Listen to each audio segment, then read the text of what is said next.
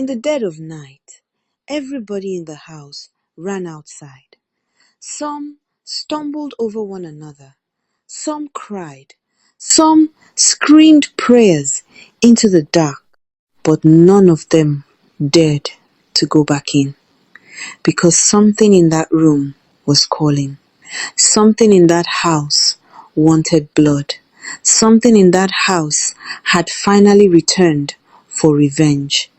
This is the story of Arekule.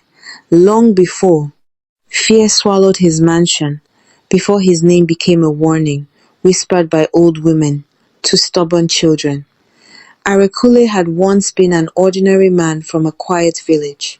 He was a musician, a talented one.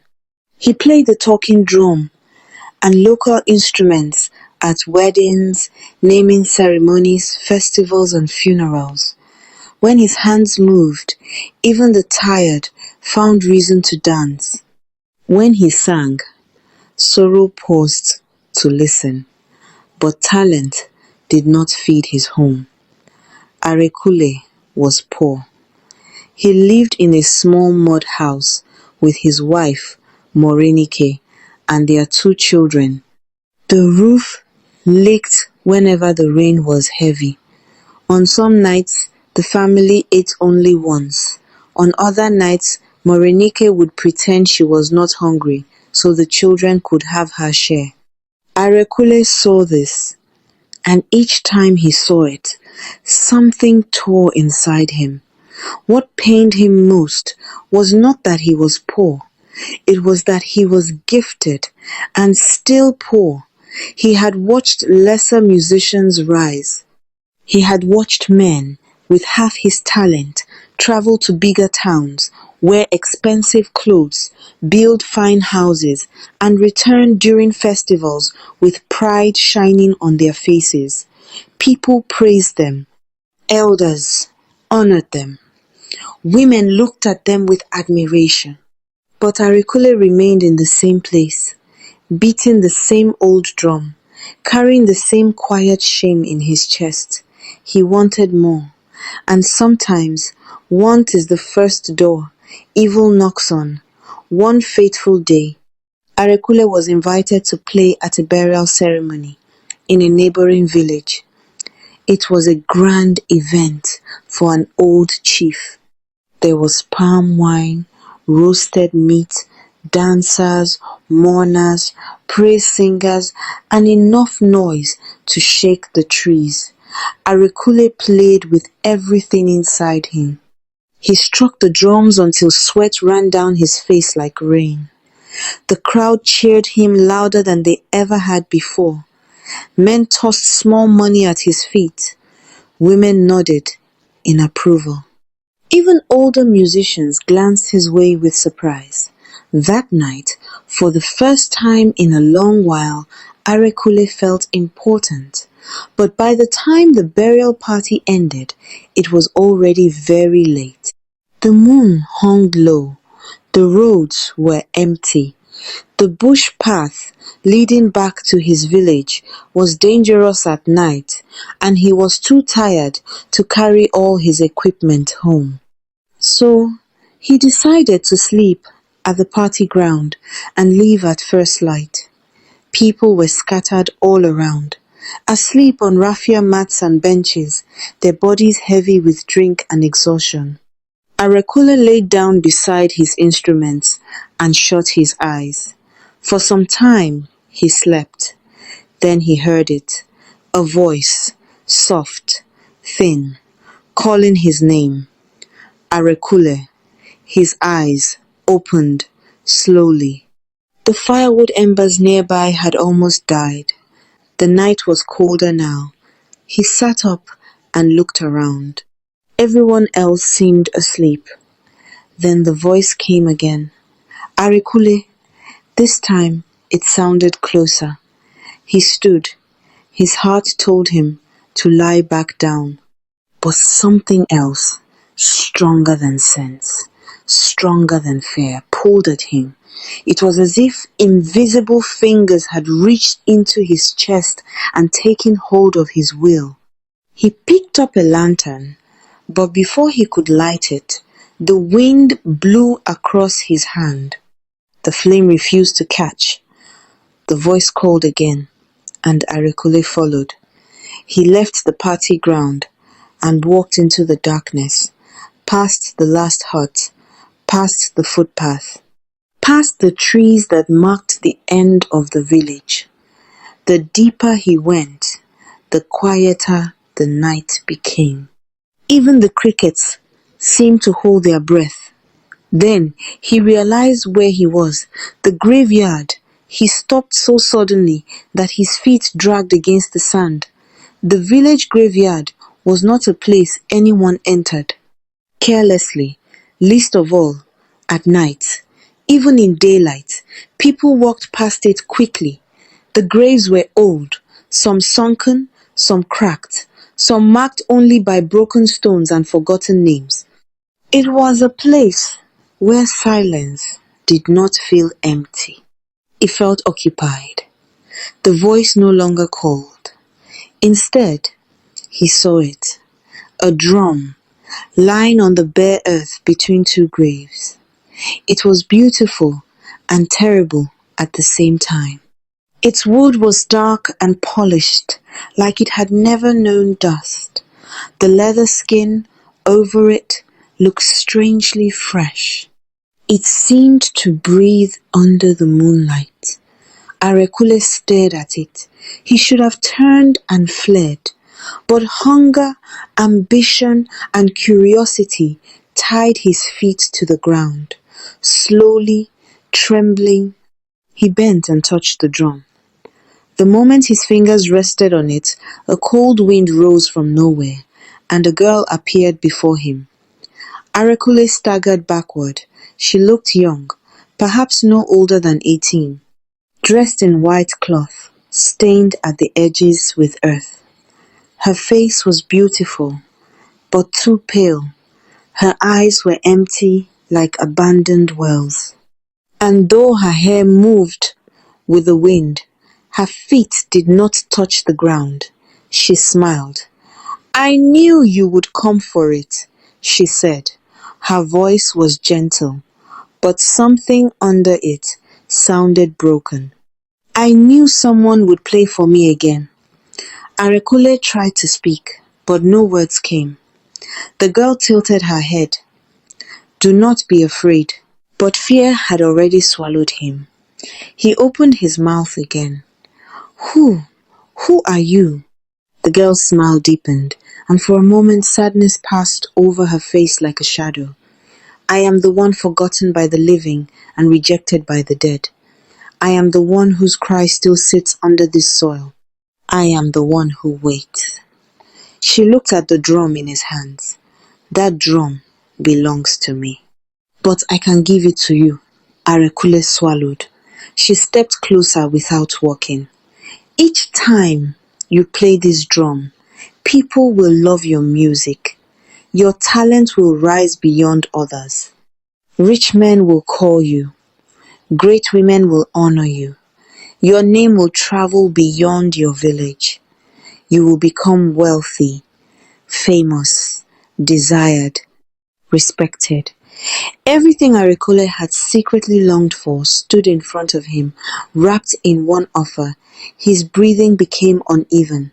"But," the girl said, and the night seemed to tighten around the word, "nothing comes without a price." He looked into her eyes and wished he had not. "When you prosper by this drum, you must return to me with blood. Blood to cool my spirit. Blood to keep the promise alive. If you honor the vow, your greatness will continue. If you break it..." She did not finish. She did not have to. Arekule felt the warning in the air itself. He thought of Morenike. He thought of his children. He thought of their empty bowls. He thought of how people laughed at poor men, no matter how talented they were. He thought of the humiliation of working so hard and having so little, and then he made the worst decision of his life. He agreed. The girl stretched out her hand. Her fingers were cold as he touched them. "A vow made in darkness," she whispered, "must be paid in blood." The wind rose sharply. The drum in Arekule's hands felt suddenly warm. When he blinked, the girl was gone. Only the graves remained. Only the night. Only the drum. Arekule took it home. From the very first week he played it, his life changed. At first, the changes seemed almost innocent. He played at a naming ceremony, and people spoke of him for days. He played at a wedding, and guests swore they had never heard such music before. He played at a festival, and older musicians stared at him with envy. When his hands touched the drum, the sound that came from it was not ordinary sound. It was hypnotic. It entered people's bones. It made them laugh harder, cry deeper, dance longer. Men who never tipped musicians threw money at his feet. Women praised his skill openly. Invitations began to come from neighboring villages, then distant towns. Money entered his house like a river after drought. Morenike was amazed. Their children finally ate well. Arekule bought new clothes. He repaired the roof. He purchased better instruments. He became the musician everyone wanted. But with each blessing came the memory of the vow. It followed him in silence. At first, he tried to ignore it. He told himself, perhaps the thing in the graveyard would forget. Perhaps it had only been a dream. Perhaps the wealth would remain without the price. Then the dreams began. He would see the girl standing at the edge of his room, pale and still, her eyes fixed on him.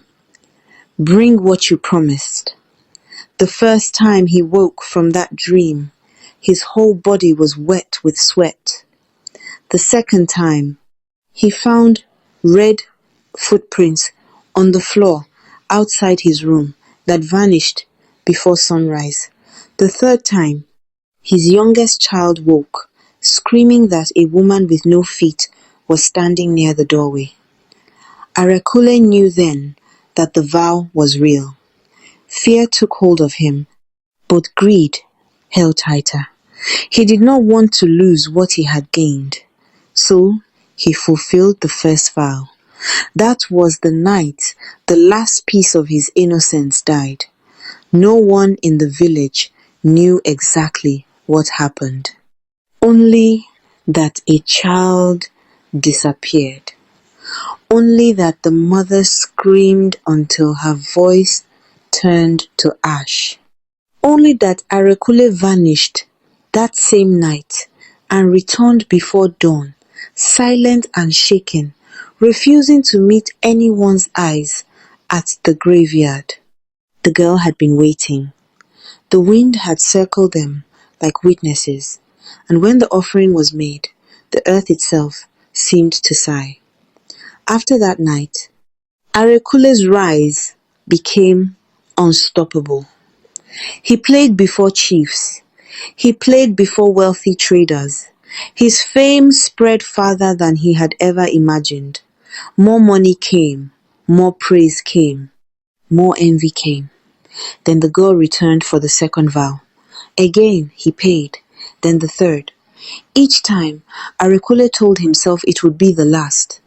Each time, once the fear passed and the money flowed again, he buried his guilt under comfort. Morenike noticed changes in him. He laughed less. He startled easily. He sometimes sat alone outside in the middle of the night, as if listening to voices no one else could hear. But when she asked what troubled him, he told her it was only the burden of success. A lie repeated often can begin to sound holy, even to the liar. Soon, Arekule grew too big for the village. He moved his family to the city. There, he built a large house in a wealthy neighborhood. He bought a car, He wore shining clothes. He performed in grand gatherings where electric lights glowed and the rich applauded him. City musicians sought his friendship. Some wanted to learn from him. Others feared the strange power in his rhythm. People called him blessed, but blessing does not smell like the grave.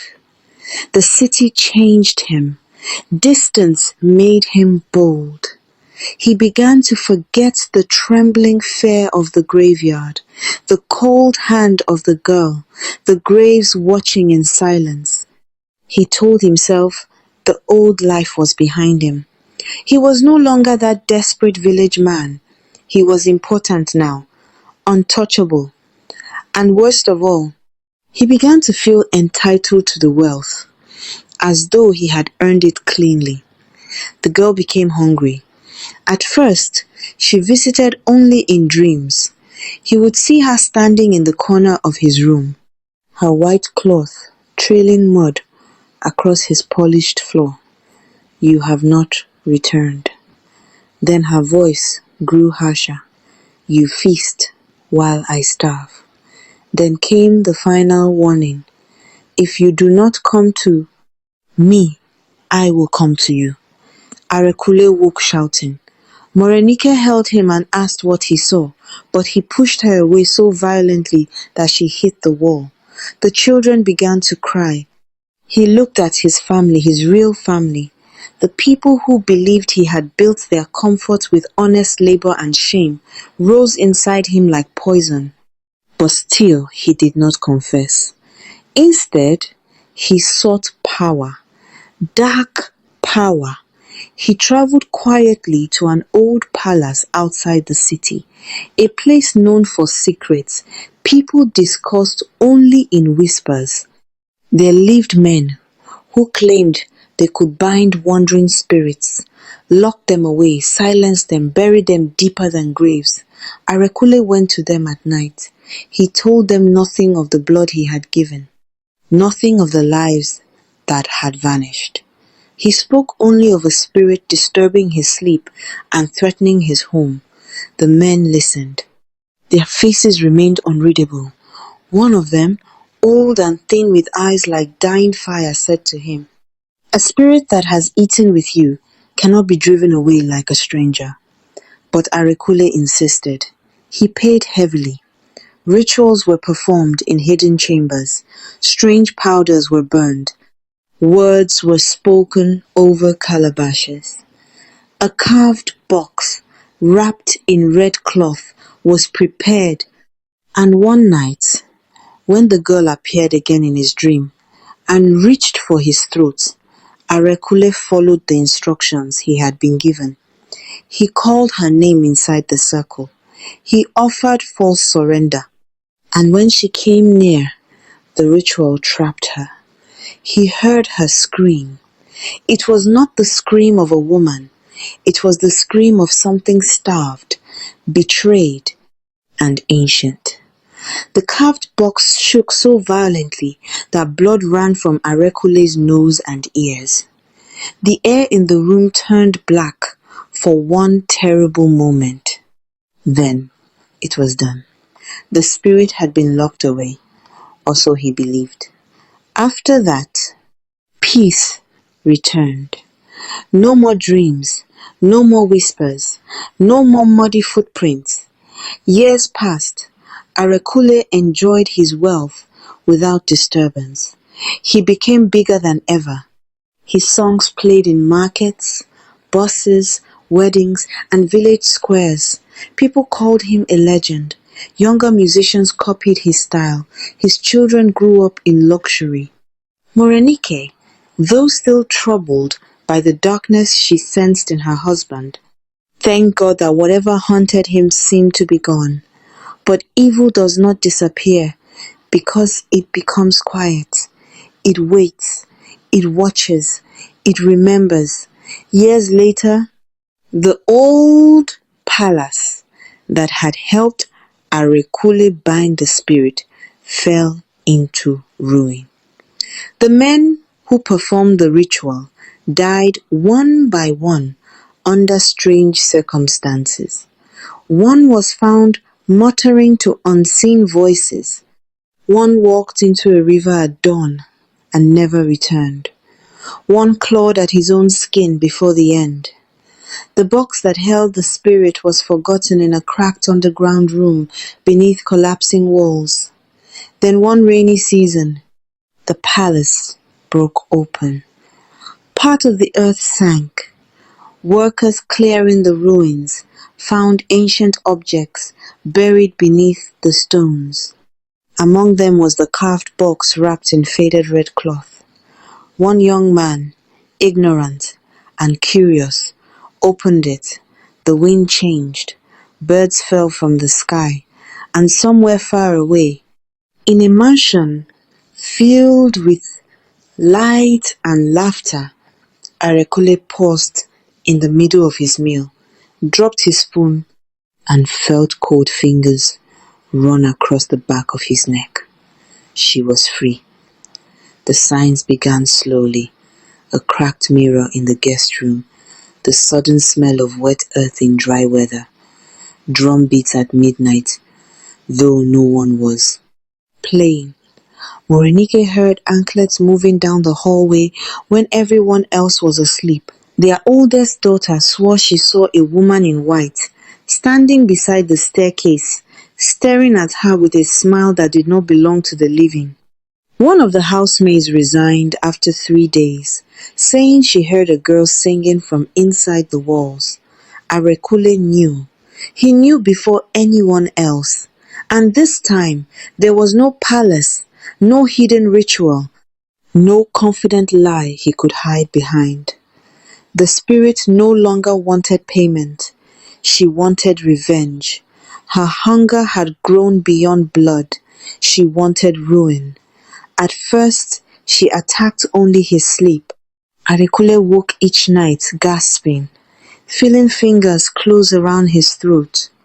He would hear her whisper in his ear, "Did you think I would stay buried while you celebrated on my pain?" Then she moved into the house itself. Lights flickered without reason. Doors opened on their own. One of the drummers in Arekule's band collapsed during rehearsal, claiming he had seen a pale girl sitting on the master's special drum, smiling at him. Another musician refused to return after hearing a second rhythm under Arekule's performance, a rhythm no human hand was making. Soon the haunting turned violent. A framed family portrait burst into flames without fire touching it. Water in the house turned dark and thick for a few seconds before becoming clear again. The youngest son was thrown from his bed by unseen force. Morenike began hearing a woman crying from under the floorboards. Still, Arekule said nothing. He tried priests, he tried herbalists, he tried fasting, he tried pretending. Nothing worked. Because some evils are not merely visiting, some are collecting debt. One evening, as rain beat against the windows, Morenike confronted him. "What did you bring into this house?" she asked, her voice shaking. "What did you do?" Arekule avoided her eyes. "I do not know what you mean." She slapped him, not out of hatred, but out of terror. "You are lying!" she cried. "Children are screaming in their sleep. The servants are running away." I hear her voice. "Arekule! I hear her voice. What did you do?" And for the first time in years, Arekule broke. He sat down heavily and buried his face in his hands. Then he told her, not everything at once, but enough. The graveyard, the drum, the promise, the blood. Morenike listened as if the earth itself had opened under her feet. At first she did not believe him. Then she saw the horror in his eyes and understood that no man invents such darkness unless he has lived it. She stepped back from him. "Those children," she whispered. "Those lost children." Arekule said nothing. Morenike looked at him as though seeing him for the first time. All the years of admiration, sacrifice, loyalty, and love shattered in that moment. The wealthy husband she had defended, the successful musician she had stood beside, was now revealed as a man who had built his house on blood and silence.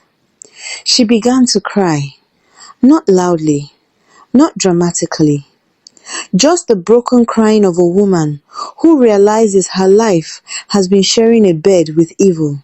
That night, no one slept. At midnight, the drum beat began, slow, heavy, coming from inside the locked music room. Boom, boom, boom. Everyone in the house froze. The sound was impossible. The room had been locked since evening. Arekule had thrown the graveyard drum into a storage chest years ago, unable to destroy it, unwilling to touch it, afraid even of its shadow.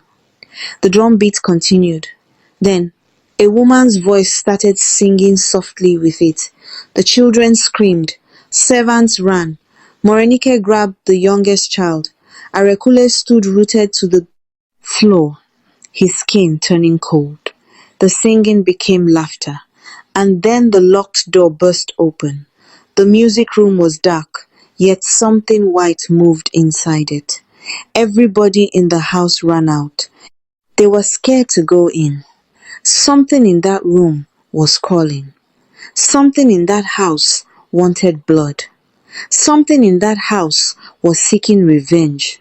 Outside, in the rain, the family huddled together. Some neighbors came out with lanterns and torches, asking what happened. But no one dared enter once they heard the drum from within the house. The sound carried into the street like a beating heart. Then the laughter stopped. Silence fell, and from the doorway of the mansion, the girl appeared. Not as she had once appeared in the graveyard. Now she was worse. The beauty was still there, but twisted by fury. Her white cloth was soaked with dark stains. Her eyes were no longer empty, they were burning. The ground beneath her seemed to shrink from her presence. She looked only at Arekule. "You locked me away," she said. No one else could move. Her voice seemed to enter their bones. "You fed your life with my hunger, then chained me in darkness while you wore wealth like innocence." Arekule fell to his knees in the rain. "Forgive me," he cried. The neighbors heard him and stared in confusion. Morenike shut her eyes in despair. The girl smiled, but there was no mercy in it. "Forgive?" Her laughter rolled across the compound like thunder. "Did you ask forgiveness from the mothers whose arms became empty? Did you ask forgiveness from the children whose names ended in screams? Did you ask forgiveness from your wife while she slept beside your crimes?" Arekule wept openly. He crawled forward, not out of bravery, but because guilt had finally broken whatever pride remained in him. "I was poor," he said. "I was desperate. I was foolish. I was afraid." The girl's face hardened, and they were helpless. Those words struck harder than any slap. The rain grew heavier. The neighbors began murmuring prayers. Morenike clutched the beer. Children close, tears mixing with rain on her face. "Take the house," Arekule begged. "Take the money. Take everything." The spirit leaned closer. "I did not return for your house." The drum beat started again. though no one touched a drum. Boom, boom, boom. I returned for truth. At that moment, every hidden thing in Arekule's life began to unravel. Men he had cheated came forward. Musicians he had pushed aside spoke up. Rumors long buried rose again. The families of the missing children, some now old and tired from years of unanswered grief, found their way to his gate over the following days, as though dragged there by invisible hands. Servants revealed what they had seen over the years: his midnight disappearances, his fear of the drum, his mutterings in sleep. The city that once praised him began to recoil from him. But the spirit was not done. She moved through the house night after night, making sure no comfort remained. Windows shattered. Songs died in Arekule's throat. Anytime he tried to play before an audience, the drum sounded wrong, cracked, rotten, cursed. His fame began to collapse. Invitations stopped. Friends disappeared. Wealth drained like water from a broken pot. Still, none of it matched the torment inside him. Because once truth entered the light, guilt no longer needed a ghost to speak. Arekule stopped eating, stopped sleeping, stopped leaving the compound. He saw the faces of children everywhere, in the mirror, in the glass, in puddles, after rain. He heard mothers crying from rooms that were empty. He heard the Spirit's voice not only at night, but in daylight, in silence, in his own breathing. One dawn, after many nights of haunting, the girl appeared to him alone in the courtyard. The house was strangely still. Even the birds were silent. Arekule looked at her and did not run. He was beyond running. "What do you want from me?" he asked, his voice hollow. The girl stood under the pale sky, almost human again, in that soft light. "For years," she said, "you thought blood was the price, but blood was only the chain. What I wanted was not hunger, it was remembrance." Arekule did not understand. She looked toward the east, where the day was trying to rise. "I was once alive. I was once a daughter. I was once buried with my cry unanswered. Men used me. Men forgot me. Men feared my spirit. But none asked, who made me this way? Your greed joined your fate to mine.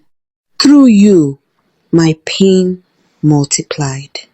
For the first time, Arekule saw not only a vengeful spirit, but a wound, a terrible, ancient wound. And suddenly he understood that evil had not begun with him, but he had fed it, he had continued it, he had become its willing servant. Tears rolled down his face. "What can end this?" he whispered. The girl's eyes settled on him. Truth spoken before all. The drum returned, the death named, and the one who carried it must not hide from judgment. That day, Arekule did what he should have done years before. He confessed publicly, not in pieces, not with excuses, not with polished language to protect himself.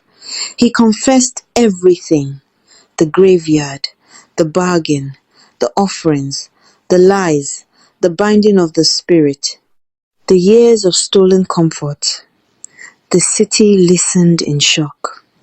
The village listened in horror. Some called for his death. Some called him mad. Some wept. Some remembered old disappearances with fresh pain. The families of the lost came forward, carrying grief that had never found a grave.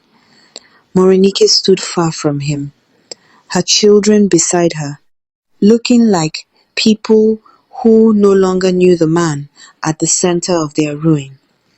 When the confession ended, Arekule took the drum, the cursed drum that had turned his talent into a road to destruction, and carried it back to the graveyard where it all began.